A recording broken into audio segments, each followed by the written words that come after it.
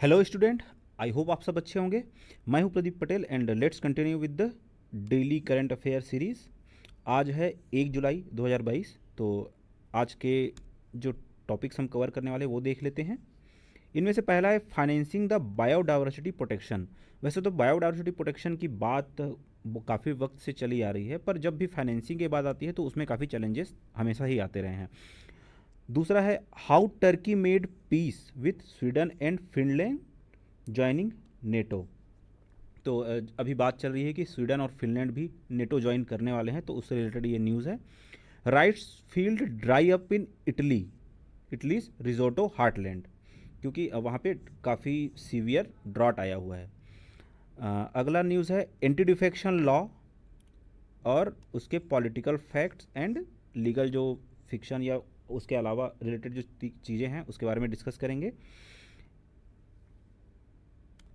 Next है 2.5 crore boost for agri credit societies. तो ये एग्री क्रेडिट सोसाइटीज़ क्या है, इसको फंड मिला है तो किस पर्टिकुलर पर्पस के लिए मिला है, ये सारी चीज़ें हम देखेंगे। So let's move on the first news. तो फाइनेंसिंग द बायोडाइवर्सिटी प्रोटेक्शन। सो जो मोबिलाइजेशन होता है किसी भी फंड का फ्रॉम प्राइवेट और पब्लिक फाइनेंस बायोडाइवर्सिटी के अगर प्रोटेक्शन की अगर बात करें तो वो हमेशा इसमें लस्टर जो होता है वो मिसिंग होता है, इसमें इफ़ेक्टिवनेस रहती नहीं है। ऑन पेपर प्लान काफ़ी अच्छा दिखता है बट उतनी इफ़ेक्टिव होती नहीं है। सो जो पहला इंसेंटिव्स फॉर बायोडाइवर्सिटी प्रोटेक्शन, इस तरह का एक मूव गवर्नमेंट को चलना पड़ेगा जिसमें इंक्लूड होगा रिलेवेंट टैक्सेस होगा, इसमें फ़ी लेवीज ट्रेडेबल परमिट्स और उसके अलावा पेमेंट फॉर इकोसिस्टम सर्विस। इस तरह की जो इनिशिएटिव्स है वो ऑन करना पड़ेगा। Through this economic instrument government can affect both public and private financing, क्योंकि अभी फाइनेंसिंग जो है वो काफ़ी स्मूथली चैनलाइज नहीं है, तो इसके तहत वो चीज़ें काफ़ी हद तक स्ट्रीमलाइनिंग हो जाएगी। Mobilisation of biodiversity finance through pesticide levy, admission fee to natural park, hunting and fishing permit fee, ये सब जो होता है इसको काफ़ी हद तक इनिशिएट किया जा सकता है और ये इससे जो फंड्स आएंगे उसको बायोडाइवर्सिटी प्रोटेक्शन के लिए यूज़ किया जा सकता है। So lack of academic research, governmental support and political will have vexed ये पर्टिकुलर जो बायोडाइवर्सिटी प्रोटेक्शन का जो मूव है उसके काफ़ी हद तक ये हॉल्ट करती है इस तरह की चीज़ें। इकोनॉमिक सर्विसेज जो है वो बढ़ रही है, वो कैसे बढ़ रही है? Through performance contracts, people who can provide desired ecosystem services are rewarded.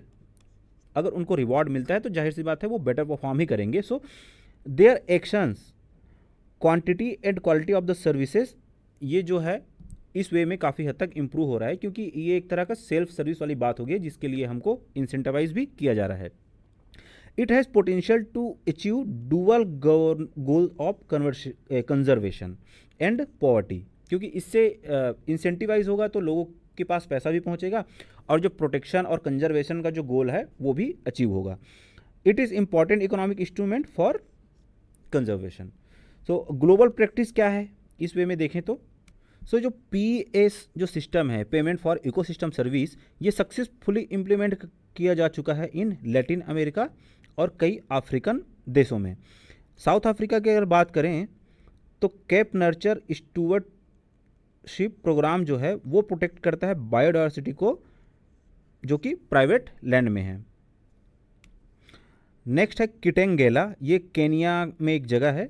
तो केनिया का जो ये वाइल्ड लाइफ कंजर्वेशन वाला जो प्लेस है ये लीज प्रोग्राम है एक तरह का, जो कि मेंटेन करता है इस पर्टिकुलर एरिया को ग्रेजिंग से बचाने के लिए और जो पर्सनल लेवल पे जो लोग एक्सप्लॉइट करते हैं उससे बचाने के लिए ये एक पर्टिकुलर मूव है।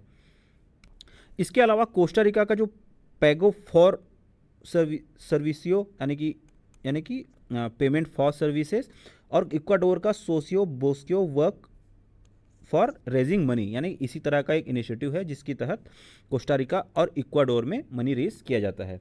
Why PES not received academic research and policy privatisation in India. तो उसके पीछे काफ़ी वजह है, क्योंकि जो PES प्रोग्राम है उनको ओवरकम करना पड़ेगा कई तरह के हर्डल से। सबसे पहला है कि इसके लिमिटेशंस हैं बहुत ज़्यादा, क्योंकि सॉलिड इंस्टीट्यूशनल मैकेनिज्म जो है, जो कि इस तरह के फंड को प्रमोट करती है, उसमें काफ़ी हद तक लिमिटेशंस हैं। मॉनिटरिंग थ्रू इन्वेस्टमेंट इन लोकल कैपेसिटी बिल्डिंग, इसका भी थोड़ा सा इशू आता है कि कैपेसिटी बिल्डिंग नहीं है इसमें। कॉस्ट इफ़िशियंसी की भी कमी है। स्कोप फॉर डेवलपमेंटल बेनिफिट जो है वो भी काफ़ी हद तक कम नज़र आता है। And maintaining the sustainability of fund, ये भी काफ़ी हद तक चैलेंजिंग है, बिकॉज इस तरह की चीज़ें वॉलंटरी बेसिस पे लोग पहले शुरू करेंगे तभी स्टार्ट होगा। अब जो लोकल मॉनिटरिंग मैकेनिज्म है वो की है इस पर्टिकुलर प्रोग्राम के या पर्टिकुलर इनिशिएटिव के सक्सेसफुल होने में। इसके तहत एक एग्जांपल सामने आया है कि जो एक रिसर्च स्टडी कंडक्ट किया गया कर्नाटका में नेटिव ट्रीज को है रिस्टोर करने के लिए। उन्होंने जो लोकल इंस्टीट्यूशनल मैकेनिज्म था उनको इन चीज़ों के इम्प्लीमेंटेशन के लिए डेजिग्नेट किया, जिससे काफ़ी अच्छे रिजल्ट आए। OECD जो कि 2019 में एक बायोडाइवर्सिटी रिपोर्ट आई थी, उसमें ये सामने आया कि finance and economic business case action की जो फाइनेंशियल इंस्ट्रूमेंट है इसका प्रॉपर इवेल्युएशन होना बहुत ज़रूरी है टू अटेंड बायोडाइवर्सिटी गोल्स। सो इसके अलावा जो अदर इनिशिएटिव्स हैं उनमें से कुछ है, एक है टीम इंडिया इनिशिएटिव, जो कि इसके इकोनॉमिक कॉन्सिक्वेंसेस जो बायोडाइवर्सिटी लॉस के हैं उसके बारे में लोगों को बताते हैं। एंड नेक्स्ट न्यूज़ है how Turkey made peace with Sweden and Finland joining NATO. Turkey के काफ़ी हद तक कुछ विवाद रहे हैं इन अगर पर्टिकुलर कंट्रीज़ की अगर बात करें तो, क्योंकि टर्की काफ़ी हद तक इनको क्रिटिसाइज़ करता रहा है। लेकिन रिसेंटली एक MOU साइन किया गया है between Turkey, Finland and Sweden कि टर्की अब काफ़ी वोकल हो गया है इन दोनों का नेटो में इंक्लूज़न के लिए। सो यहाँ पे आप देख सकते हैं ये करेंटली नेटो मेंबर है जो डार्क ब्लू में है। तो इसमें ये नॉर्वे, UK, इसके अलावा ये सारी कंट्री, बीच का ये जो एरिया है ये रशिया का है। आप लोग जानते ही होंगे कि ये बहुत ही इम्पोर्टेंट प्लेस है। टर्की भी नेटो का मेंबर है। तो ये आखिर ये कौन सा MOU साइन किया गया है इसके बारे में देख लेते हैं। ये एक जॉइंट कमिटमेंट है जो कि टेररिज्म को काउंटर करने के लिए लिया गया है। एक्स्ट्राडिशन ऑफ टेरर सस्पेक्ट, कि अगर टेरर सस्पेक्ट किसी अदर कंट्री में मिलती है और वो किसी पर्टिकुलर कंट्री से बिलोंग करता है तो उसको एक्स्ट्राडिट करके इस पर्टिकुलर कंट्री में लाया जा सकता है। तो एक तरह का बाइलेटरल लीगल फ्रेमवर्क होगा जिससे जो टेरर सस्पेक्ट होगा उसका एक्स्ट्राडिशन हो पाएगा। Finland and Sweden assure that their respective national regulatory framework जो होगा वो आर्म्स एक्सपोर्ट और नए कमिटमेंट को भी अपने एलाइज तक बिल्कुल पहुंचाएगा या उनसे शेयर करेगा। Also promise to stand against disinformation, काफ़ी हद तक इंफॉर्मेशन वॉर जैसी सिचुएशन होती है आज के मॉडर्न इरा में, तो इसके अगेंस्ट भी रहेंगे कि डिसइंफॉर्मेशन नहीं फैलनी चाहिए। Fully committed to use CSDP क्या है? Common security and defence policy, कि एक कंट्री पे अटैक तो सब पे अटैक, जो कि नेटो का एक प्रिंसिपल है। And Turkey's participation in PESCO यानी कि परमानेंट स्ट्रक्चर कॉरपोरेशन, जिसमें कि मिलिट्री मोबिलाइजेशन और उसके अलावा भी और चीज़ें होती है। तो ये एक पर्टिकुलर MOU था between this 3 countries. This news is rice field dry up in Italy's risotto heartland, क्योंकि जो ड्रॉट है वो काफ़ी हद तक सीवियर हो गया है। So Italy is facing worst drought in 70 year, 70 साल में सबसे खराब जो सूखा है वो फेस कर रहा है इटली, जो कि काफ़ी हद तक जो आर्बोरियो राइस जो है इटली की उसके कल्टीवेशन को काफ़ी हद तक अफेक्ट कर रही है। तो जो एरिया अफेक्टेड है वो लोमेलिना राइस फ्लैट्स, एक पर्टिकुलर जगह है इटली में जिसको लोमेलिना राइस फ्लैट्स के नाम से जाना जाता है, जो कि रिवर पो और एल्प्स के बीच में है। तो आर्बोरियो राइस क्या है? ये वाइट ग्रेन की एक लोकल वेराइटी है जो कि परफेक्ट होता है फ्लेवर को एब्जॉर्ब करने के लिए। रिजोटो डिशेस के बारे में अगर आप नहीं जानते हैं तो ये एक राइस का ही डिश होता है जैसे जो जनरल राइस हम खाते हैं, लेकिन इसको इटली वाले लोग अपने वे में बनाते हैं, जिसमें इसको हल्का सा कच्चा रखते हैं ताकि वो फ्लेवर्स को एब्जॉर्ब करता भी रहे और साथ में थोड़ा सा टेंडराइज होता भी रहे। सो ड्रॉट का रीज़न क्या था? इसमें heat waves, rising temperature, global warming और कॉमन क्लाइमेट चेंज, ये कॉमन पॉइंट्स हैं जो कि जनरली हम जानते हैं कि हर केसेस में होते ही हैं। इफ़ेक्ट ऑफ जो ड्रॉट है वो, तो उसकी वजह से क्या होगा कि अब क्योंकि लेक ऑफ रेनफॉल हुआ जिसकी वजह से ही ड्रॉट हुई, तो एक स्टेट ऑफ इमरजेंसी डिक्लेयर कर दिया गया है वाटर को कंजर्व करने के लिए। अब ड्राइंग अप ऑफ पो एंड दोरा बाल्तेया रिवर्स, ये जो इटली के जो 2 रिवर्स हैं ये भी ड्राई हो रही है, जो कि इस साल 8 गुना कम है। एवरेज जो सीजनल इनका जो वाटर या का लेवल होता है उससे 8 गुना कम है इस पर्टिकुलर ईयर में। Discouraged use of irrigation, poplars, fruit trees and second crop to give priority to rice, यानी कि राइस की कल्टीवेशन और उसकी हार्वेस्टिंग को बढ़ाने के लिए ये जो इस टाइप ये चीज़ें जो हैं इनको थोड़ा सा डिस्करेज किया जा रहा है ताकि जो राइस को है एटलीस्ट सिक्योर किया जा सके, जो कि देश की नीड को पूरा कर सके। रीजनल टेंशन भी एक इशू है क्योंकि हाइड्रो इलेक्ट्रिक प्लांट्स जो कि रिवर बेसिन्स में हैं और वहाँ के लोकल फार्मर्स, इनके बीच में भी काफ़ी हद तक डिस्प्यूट होते रहे हैं, जिसकी वजह से भी इस तरह के सिनारियो सामने आए हैं। This news is regarding anti defection law. अब उसके पॉलिटिकल फैक्ट्स क्या है, जो लीगल फिक्शंस भी हैं वो क्या हैं, आखिर क्यों इन सब चीज़ों को काफ़ी हद तक एक्सप्लॉइट किया जाता है बाय वेरियस लेजिस्लेचर्स, तो इसके बारे में है। तो जो क्राइसिस चल रहा है महाराष्ट्र में, उसकी वजह से ये काफ़ी टाइम से न्यूज़ में है, जो कि एंटी डिफेक्शन लॉ के ऊपर है और वो 10th schedule of the constitution है। तो एंटी डिफेक्शन लॉ के बारे में यहाँ देखते हैं। ये 10th शेड्यूल में है, जिसको 52nd अमेंडमेंट एक्ट ऑफ 1985 के तहत ऐड किया गया था, जिसको commonly known as anti defection law. अब इसको इंट्रोड्यूस करने का सबसे बड़ा रीज़न ये था कि जो लेजिस्लेचर्स होते हैं, एमएलएस होते हैं, वो अपने पॉलिटिकल एफिलेशंस को पर्टिकुलर सेलेक्ट इलेक्ट होने के बाद उनके पॉलिटिकल एस्पिरेशंस जो है वो बदलते हैं और जिस पॉलिटिकल पार्टी से वो सेलेक्ट हुए रहते हैं उनके डायरेक्टिव्स को फॉलो नहीं करते हैं, तो उसकी वजह से ये सारी चीज़ें इंट्रोड्यूस की गई थी। So what is the law on defection, यानी कि जो मर्जर्स होते हैं उसके बारे में देख लेते हैं।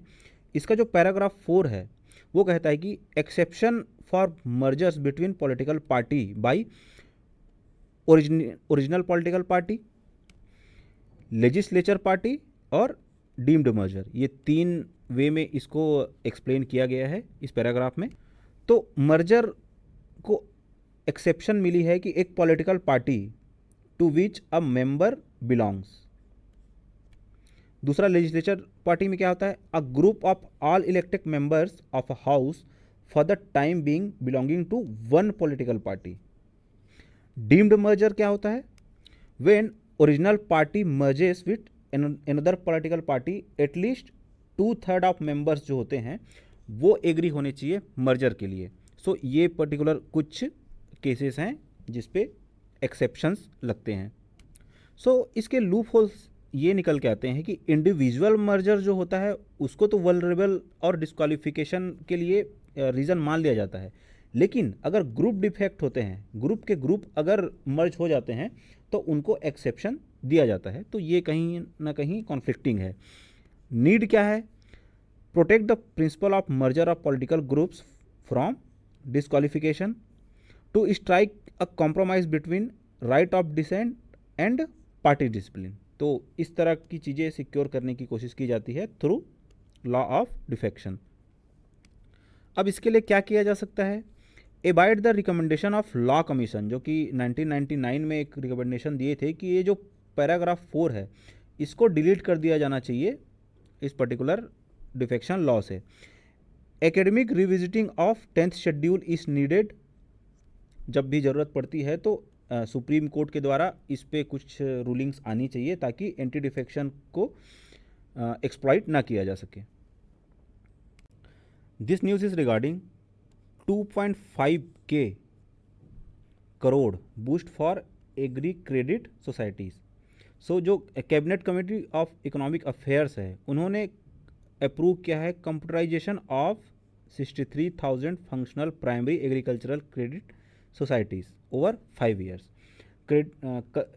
एग्रीकल्चरल क्रेडिट सोसाइटीज़ जो होती हैं उसको आप चेन में यहाँ पे हायरार्की में यहाँ पे देख सकते हैं कि रूरल कोऑपरेटिव क्रेडिट जो इंस्टीट्यूशंस होते हैं उसमें जो शॉर्ट टर्म स्ट्रक्चर होते हैं उनमें से एक होता है प्राइमरी एग्रीकल्चरल क्रेडिट सोसाइटीज़। अब इनको इस तरह का फंड मिलना एक काफ़ी अच्छा मूव हो सकता है। तो एक बार देख लेते हैं कि कोऑपरेटिव क्रेडिट सिस्टम जो है इंडिया में वो कैसे काम करती है। तो rural cooperative credit system in India is primarily mandated to ensure flow of credit to the agriculture sector. अब इसके लिए प्रायोरिटी सेक्टर लैंडिंग भी बनी हुई है वेरियस बैंकों में, लेकिन उसके बाद भी क्रेडिट की फ़्लो जो होती है वो काफ़ी हद तक डिस्टर्बेड रहती है। तो उसके लिए ये इंश्योर करेगी क्रेडिट फ्लो एग्रीकल्चर सेक्टर में होती रहे।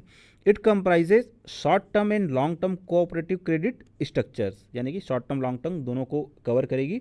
Short term cooperative credit structure operates with A 3 tier system. तो शॉर्ट टर्म के लिए 3 टायर सिस्टम क्या है? प्राइमरी एग्रीकल्चरल क्रेडिट सोसाइटी यानी कि PACS at village level, central cooperative bank at district level and state cooperative banks at state level. So जो state cooperative boards होते हैं या फिर डिस्ट्रिक्ट कोऑपरेटिव बोर्ड्स होते हैं उनको रजिस्टर किया जाता है under the provision of state cooperative societies act. और जो भी स्टेट में जो बने हुए पर्टिकुलर जिस स्टेट से कंसर्न है उस स्टेट के जो एक्ट है उसके थ्रू, और जिसको रेगुलेट किया जाता है थ्रू आरबीआई। सो जो पैक्स यानी कि प्राइमरी एग्रीकल्चर क्रेडिट सोसाइटीज़ है वो क्या होती है उसके बारे में देख लेते हैं। PACS constitute the lowest tyre of 3 tyre short term cooperative credit, यानी कि ये सबसे लोएस्ट टायर में आता है क्योंकि इसमें 13 करोड़ फार्मर्स के आसपास जो हैं वो मेंबर हैं, जो कि काफ़ी क्रूशियल है development of rural economy. PACS जो है वो हालांकि सबसे लोवेस्ट लेवल पे है बट अकाउंट फॉर 41%, यानी कि 3.1 करोड़ फार्मर्स और किसान क्रेडिट कार्ड के जो तहत जो लोन लिए जाते हैं तो उसमें पैक्स इतना रोल प्ले करता है। 95% ऑफ दिस किसान क्रेडिट कार्ड लोन्स, यानी कि लगभग 2.95 जो करोड़ जो फार्मर हैं वो कि स्मॉल एंड मार्जिनल फार्मर होते हैं। PACS are outside the purview of banking regulations act 1949, क्योंकि इसको सोसाइटीज़ एक्ट के तहत जो हमने प्रीवियस स्लाइड में देखा उसके तहत किया जाता है। Hence not regulated by the RBI, कि जैसे आरबीआई जो CAR SLR ये सब मेंटेन करवाती है वेरियस शेड्यूल कमर्शियल बैंक से, तो यहाँ पे ऐसा कोई सिनारियो नहीं है। तो इसका ऑब्जेक्टिव क्या है? To provide short and medium term loans only to its members. जो मेंबर इस सोसाइटी को ज्वाइन करेंगे उनको ही ये लोन मिलने वाले हैं।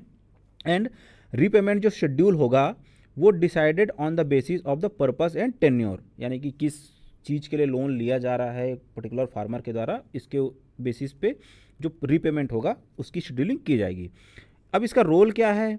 तो its main role is to deal with agricultural borrowers of the village by giving agricultural short term and medium term purpose loan. होता क्या है जनरली कि लोगों के पास, किसान के पास जब लोन नहीं मिल पाता है बैंक के थ्रू, शेड्यूल कमर्शियल बैंक जो होते हैं, जो बड़े लेवल के बैंक होते हैं, तो वो क्या करता है किसी मनी लेंडर या फिर आसपास के लोगों जो कि हाई ब्याज पे लोन देते हैं उनसे लोन लेते हैं, जो कि सरकार की नज़र में नहीं आता है और वो इनफॉर्मल ही रह जाता है और काफ़ी हद तक किसान वो लोन चुका नहीं पाते हैं, तो फिर सुसाइड के केसेस वगैरह भी सामने आते हैं। तो उसके लिए इसको पावर प्रोवाइड किया जा रहा है कि कम से कम जो ग्राउंड लेवल पे जो लोन प्रोवाइड करने वाली एजेंसी होगी वो भी गवर्नमेंट की होनी चाहिए। They act as a link between the country's higher fiscal agencies and ultimate borrowers, यानी कि प्रायोरिटी सेक्टर लैंडिंग वैसे तो होती है हर बैंक में, बट फिर भी वो क्रेडिट फ्लो नहीं हो पाता है। तो इस तरह से ये एक लिंक होगी between those higher banks and lower banks. अब फीचर्स क्या है इसके? एसोसिएशन ऑफ फार्मर्स है which confers an equal level of rights on all members, यानी कि जितने भी मेंबर्स होंगे उन सबके पास इक्वल राइट होंगे। Without considering their holding of share and their social standing, यानी कि इस पे शेयर आपके पास ज़्यादा हैं तो आपको ज़्यादा वैल्यू दिया जाएगा, ऐसा कुछ नहीं होगा, सबको इक्वली राइट दिया जाएगा। Share of societies of small value,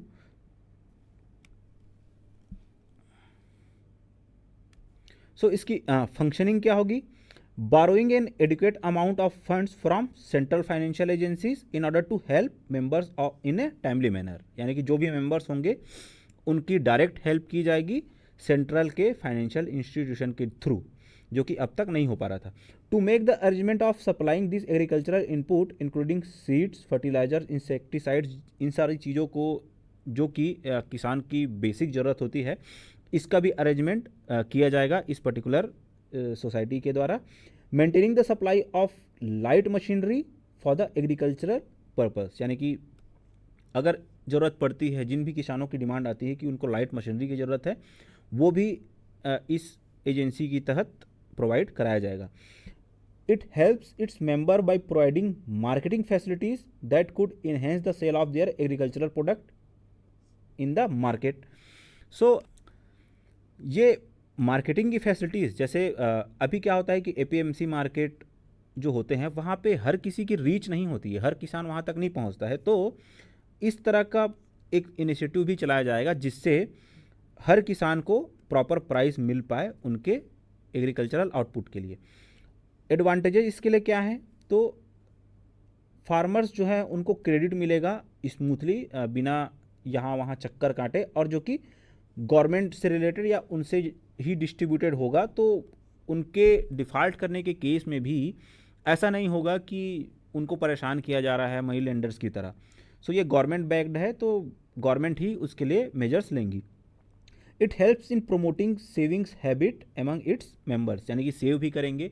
generally किसान जो फार्मर्स होते हैं वो सबसे बेसिक लेवल पे और सबसे इम्पॉर्टेंट रोल प्ले करते हैं, बट सेविंग्स की जब बात आती है तो शायद वो उतना सेव नहीं कर पाते हैं। इस पर्टिकुलर जो सोसाइटी है वहाँ ज्वाइन करने के बाद उनके पास यहाँ के शेयर्स भी होंगे और उनकी सेविंग्स भी होंगी, तो इस तरह का इनिशिएटिव भी लिया जाएगा। It helps in implementing any government schemes which are related to farmers at their level, so to observe whether this schemes are attaining their intended purpose और नॉट। सो जितने भी फार्मर से रिलेटेड स्कीम्स है, किसान credit card हो गया, उसके अलावा माइक्रो इरिगेशन फैसिलिटीज़ वाले जो भी स्कीम्स आते हैं उसको भी मॉनिटर किया जाएगा कि आखिर जिस पर्पस के लिए इन पर्टिकुलर स्कीम्स को लॉन्च किया गया है क्या वो काम कर भी रही हैं, पर्पस सर्व हो भी रहा है या नहीं, तो ये भी इसका एडवांटेज होगा। चैलेंजेस क्या है? ऑर्गेनाइजेशनल वीकनेस की ये कवर करता है major portion of the villages, but still villages in the north eastern जो स्टेट्स है वो कवर्ड नहीं है। उसके अलावा ओवर ड्यूज है कि large overdues come from land owners rather than small cultivators, यानी कि जो बड़े बड़े लैंड ऑन करके रखे हैं उनके तरफ से डिले होता है चीज़ों में, जबकि स्मॉल कल्टिवेटर्स जो होते हैं वो जनरली पे कर देते हैं, वो ड्यू नहीं रखते हैं।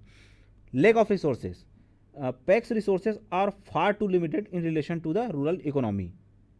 सो जो क्रेडिट क्रंच है वो इस लेवल पे काफ़ी ज़्यादा देखा जाता है, तो ये भी इसका एक प्रॉब्लम है। अब इसके बेनिफिट्स क्या क्या हो सकते हैं? सो ये एफिशिएंसी इंप्रूव करती हैं, वर्किंग एंड बिल्डिंग ट्रस्ट। तो उससे होगा क्या कि देखो पैक्स जो हैं वो अभी तक कंप्यूटराइज्ड नहीं है और स्टिल फंक्शनल मैनुअली, तो इसकी वजह से इनएफिशिएंसी और ट्रस्ट डेफिसिट जैसी सिचुएशन सामने आती है। In some of the state stand alone and partial computerisation of PACS have been done, तो कंप्यूटराइजेशन हो चुका है कई स्टेट्स में, and this step will increase the efficiency, जिसकी यहाँ पे बात चल रही है वो इंक्रीज होगा और ट्रांसपेरेंसी और अकाउंटेबिलिटी की सिचुएशन भी आएगी और लोग इसको प्रॉपर ओबे भी करेंगे। It will facilitate PACS to diversify their business and undertake multiple activities and services. उसके अलावा bringing uniformity and developing interconnections. अभी जो होता है, जो सॉफ्टवेयर ये यूज़ करते हैं ये इंटरकनेक्टेड नहीं है, किससे? डिस्ट्रिक्ट और स्टेट के जो कमर्शियल बैंक्स हैं ना उससे इंटरकनेक्टेड नहीं है। तो मिनिस्ट्री ने इस तरह के कॉरपोरेशन का प्रपोजल दिया हुआ है ताकि कंप्यूटराइजेशन के थ्रू इसके अचीव किया जा सके। अब इससे होगा क्या, ये कॉमन नेशनल प्लेटफॉर्म होगा जिसमें कॉमन अकाउंटिंग सिस्टम होगा with day to day basis पर। इसके अलावा क्या होगा, financial inclusion and strengthening of service delivery to farmers. Rural area में प्रॉब्लम यही है कि जो सर्विस डिलीवरी है वो काफ़ी हद तक नहीं हो पाती है, बट बिकॉज ऑफ कंप्यूटराइजेशन ये पर्पस जो होगी वो फुलफिल हो जाएगी, और स्पेशली जो स्मॉल एंड मार्जिनल फार्मर्स हैं उनको ये बेनिफिट पहुंचाएगी। It also lead to strengthening of service delivery to farmers. With computerisation PACS will become nodal service delivery point, यानी कि एक तरह का नोडल पॉइंट भी बनाया जा सकता है इसको अगर प्रॉपर कंप्यूटराइजेशन होता है। और इसके बाद इसमें फिर फर्टिलाइजर्स एंड सीड्स जो कि फार्मर्स को चाहिए उसके लिए भी प्रोविजनल इनपुट दिया जा सकता है। सो ये काफ़ी हद तक बेनिफिशियल होगा when it comes to farmers welfare. So that's all for today. Thank you.